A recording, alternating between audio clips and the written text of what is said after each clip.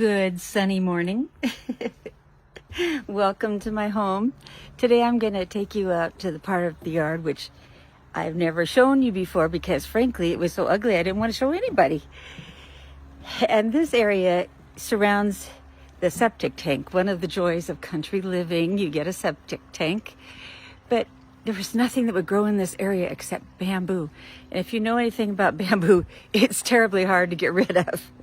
So what I did was I covered this area with some fake grass and kind of smothered the bamboo. But I'm so excited now because I was praying about what to do with this area and the Lord gave me some great ideas. First of all, I bought this lovely raised bed in which I'm going to grow some veggies and some flowers even. But I still had this other area that was just all rocks with some bamboo growing up, and I just didn't know what to do with it. Well, the Lord gave me this idea, and I found these beautiful red chairs, secondhand online, which I put around our fire pit. And I'm so excited about upcoming plans we have to gather around this pit. But I just wanted to share with you a little bit today about what God's been speaking to me as I gather here with you around the fire pit. Yesterday was just an amazing day, and as I was getting ready for today, the Lord said to me, "Tell them what I taught you." Yesterday morning I was preparing for church, and I was thinking about seeds and how seeds have to fall in the ground and die before they grow up and bear fruit. I had told the Lord years ago that I wanted to be fruitful for Him, and in the parable of the sower, Jesus says that when seed falls into good soil, it grows up and bears 30, 60, 100 times as much as what was sown.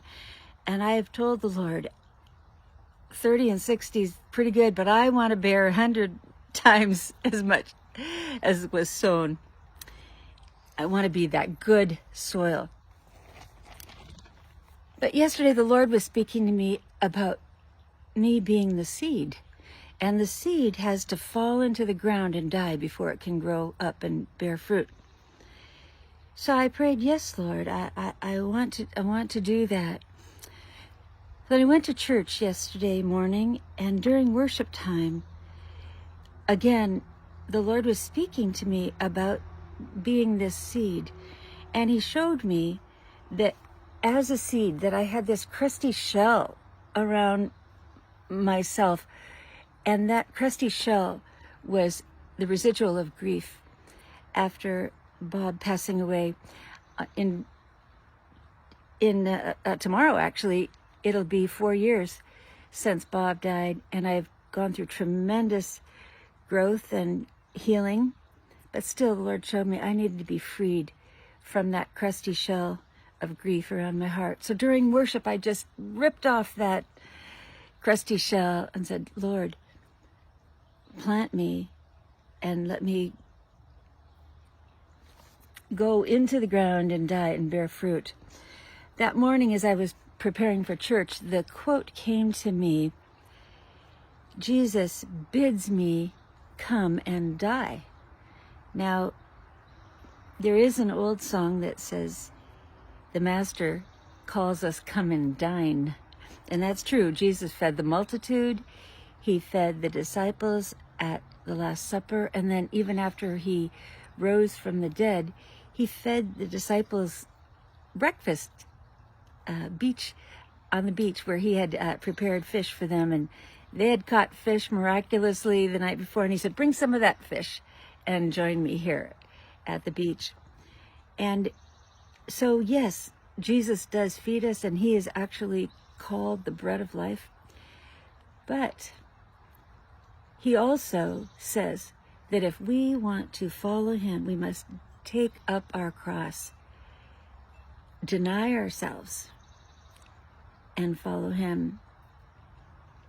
So with that quote, He bids me come and die. I went to church thinking about being that seed in the ground, but also the living sacrifice of my life. So after that wonderful time of worship, Pastor John Hammer announced his text, and wouldn't you know it, it was Romans 12:1-2, which goes like this: "Therefore, I urge you, brothers, in view of God's mercy, to offer your body as living sacrifices, holy and pleasing to God, which is your spiritual worship. Do not conform any longer to the pattern of this world, but be transformed by the renewing of your mind. Then you'll be able to test and approve what God's will is, his good, pleasing, and perfect will." As we die to self, as we offer ourselves as a living sacrifice to God, then we'll know his good and pleasing and perfect will in our lives. And wouldn't you know, as Pastor John went on through his sermon, he stopped and he said, "He bids me come and die." There was that quote again. After church, I came home and was sharing with my son Stevie and his wife Jasmine what God had spoken to me.